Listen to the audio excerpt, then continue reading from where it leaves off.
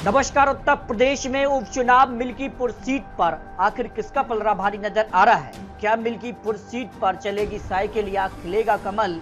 Opinion poll के आधार पर Milkipur seat को लेकर क्या कुछ आंकड़ा सामने आ रहा है, क्योंकि मिल्कीपुर विधानसभा सीट के चुनावी जो नतीजे होंगे वो चौंकाने वाले होंगे और मिल्कीपुर विधानसभा सीट पर सीधे तौर पर जनता की राय भी सामने आ चुकी है और जनता की राय के हिसाब से क्या मिल्कीपुर सीट उत्तर प्रदेश की चलेगी साइकिल या खिलेगा कमल, इसको लेकर महत्वपूर्ण विश्लेषण आपको दिखाने जा रहे हैं। क्योंकि मिल्कीपुर उपचुनाव एक सबसे बड़ा चुनाव यहां पर माना जा रहा है। सीधी टक्कर भारतीय जनता पार्टी और समाजवादी पार्टी में दिखाई दे रही है और ये आने वाले विधानसभा चुनाव की तैयारियों को लेकर भी काफी महत्वपूर्ण ये उपचुनाव देखने को मिल रहा है। क्योंकि मिल्कीपुर विधानसभा पर जो उपचुनाव 5 फरवरी को वोटिंग और 8 फरवरी को नतीजे सामने आ जाएंगे। किसके पक्ष में नतीजे हो सकते हैं, इसको लेकर महत्वपूर्ण आंकड़े सामने आ रहे हैं, क्योंकि अपने अपने जीत के दावे भी किए जा रहे हैं और बड़े बड़े ऐलान भी किए गए हैं और बड़ी बड़ी जनसभाएं भी देखने को मिली है। समाजवादी पार्टी की तरफ से यहाँ पर अखिलेश यादव, डिम्पल यादव, इसके अलावा समाजवादी पार्टी के बड़े नेताओं ने यहाँ पर मोर्चा संभाला है।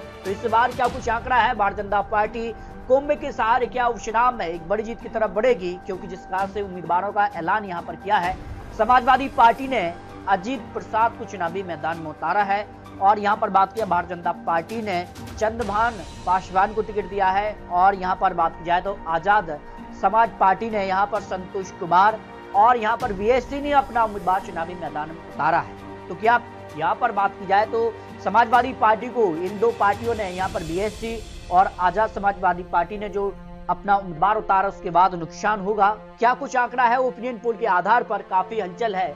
लेकिन मिल्कीपुर विधानसभा सीट की अगर 2022 की नतीजे की बात की जाए तो यह समाजवादी पार्टी ने जीत हासिल की थी। करीब 13,338 वोटों से यहाँ पर समाजवादी पार्टी को जीत मिली थी। 1,03,905 वोट उनके पक्ष में रहे थे। भारतीय जनता पार्टी भी यहाँ पर करीब 90,000 वोट उनके पक्ष में और बीएससी ने करीब 14,000 वोट हासिल किए थे। इस बार बीएससी और आजाद समाज पार्टी ने अपने उम्मीदवार का ऐलान किया है। तो ऐसे में माना जा रहा है कि कितना कुछ अंतर क्या समाजवादी पार्टी का कम होगा, क्योंकि अगर बात किया तो मिल्कीपुर सीट पर जनता की राय भी सामने आई है और यहाँ पर पासी समाज के लोग सीधे तौर पर भारतीय जनता पार्टी को सपोर्ट करते नजर आए हैं, जिस कार के बयान और जिस कार से यहाँ पर हलचल यहाँ पर देखने को मिली है। लेकिन मिल्कीपुर विधानसभा सीट के जो परिणाम है वो समाजवादी पार्टी के पक्ष में जाते नजर आए हैं। 2022 में समाजवादी पार्टी ने यहाँ पर जीत हासिल की थी। इसके अलावा अगर बात करें 2012 में भी समाजवादी पार्टी ने जीत हासिल की थी और 2002 में भी समाजवादी पार्टी ने यहाँ पर जीत हासिल की थी, जबकि 2017 में भारतीय जनता पार्टी और 2007 में बीएससी ने यहाँ पर जीत हासिल की थी।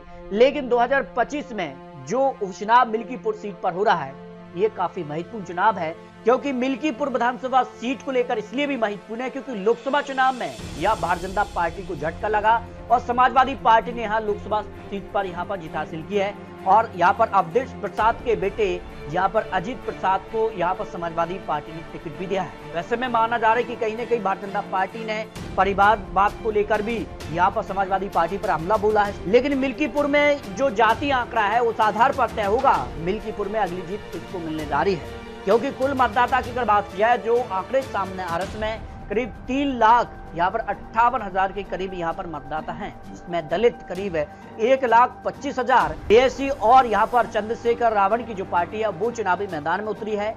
पासी समाज करीब यहाँ पर जो है 55,000 के करीब है, जो कि दलित में शामिल है और ब्राह्मण वोट करीब 60,000 है। यादव वोट बैंक करीब 55,000 है, मुस्लिम करीब 30,000 और राजपूत करीब 25 और कुछ अन्य यहाँ पर भी वोट आ जाते हैं। तो ऐसे में मिल्कीपुर का जो जातीय आंकड़ा है उसमें सीधे तौर पर माना जा रहा है कि दलित वोट बैंक, पासी और ब्राह्मण वोट बैंक ही तय करेंगे मिल्कीपुर में किसकी जीत होने जा रही है, क्योंकि मिल्कीपुर विधानसभा सीट को लेकर काफी हलचल है और काफी यहाँ पर बदलाव भी देखने को मिले हैं। समीकरण के आधार पर माना जा रहा है कि यहाँ पर चंद्रशेखर जो है यहाँ पर किंग मेकर की भूमिका में सीट पर होंगे, क्योंकि सीधे तौर पर माना जा रहा है कि यहाँ पर दलित वोट बैंक निर्णायक है और इस कार से यहाँ पर जो है चंद्रशेखर रावण ने हमलावर रहे हैं। तो इसके बाद माना जा रहा है कि सीधे तौर पर यहाँ बड़ा उलटफेर देखने को मिल सकता है। मिल्कीपुर सीट को लेकर कुछ आंकड़ों की अगर बात की जाए तो 2007 में यहाँ पर बात की जाए तो समाजवादी पार्टी ने जीत हासिल की थी। यहाँ पर अवधेश प्रसाद यहाँ पर जीत हासिल की थी उनको और यहाँ पर बीएससी दूसरे नंबर पर रही थी, भारतीय जनता पार्टी यहाँ पर तीसरे नंबर पर रही थी। 2017 में अगर बात की जाए तो यहाँ पर जो है भारतीय जनता पार्टी को यहाँ पर जीत मिली थी और यहाँ पर बात की जाए तो यहाँ पर अवधेश प्रसाद यहाँ चुनाव हारे थे। समाजवादी पार्टी दूसरे स्थान पर और बीएसपी तीसरे स्थान पर रही थी। 2022 में फिर बड़ा उलटफेर देखने को मिला और भारतीय जनता पार्टी यहाँ पर दूसरे नंबर पर आ गई। यहाँ पर बाबा गोरखनाथ यहाँ पर चुनाव हारे और अवधेश प्रसाद यहाँ पर चुनाव जीत गए। करीब यहाँ पर जो है उनको 1,03,000 वोट मिले 2022 में और भारतीय जनता पार्टी को करीब 90,000 के यानी करीब 13,000 के वोटों के अंतर से समाजवादी पार्टी को जीत मिली। लेकिन आंकड़ों के बाद ये माना गया काफी हलचल रही और उत्तर प्रदेश में इससे पहले एक और उपचुनाव यहाँ पर हुआ। उसमें 7 सीटों पर भारतीय जनता पार्टी और 2 सीटों पर समाजवादी पार्टी को जीत मिली और 2 सीटों का नुकसान समाजवादी पार्टी को देखने को मिला। अगर बात की जाए 9 सीटों के जो चुनावी नतीजे रहे उनमें भारतीय जनता पार्टी को 6 सीटें और 1 सीट आरएलडी, क्योंकि आरएलडी अब भारतीय जनता पार्टी एनडीए में आ चुकी है और समाजवादी पार्टी को यहाँ पर 2 सीटों पर जीत मिली है।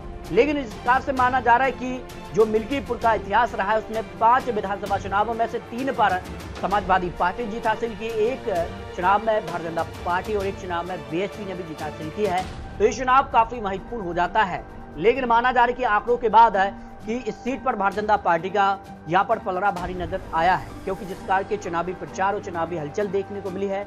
और इसके अलावा बात किया है तो हमेशा माना जाता है कि जो कम सीटें होती हैं उसका हमेशा फायदा सत्ता पक्ष को भी देखने को मिलता है उस चुनाव के जो परिणाम होते हैं। लेकिन आपको बता दें कि ये तो चुनावी आंकड़े, चुनावी अनुमान है।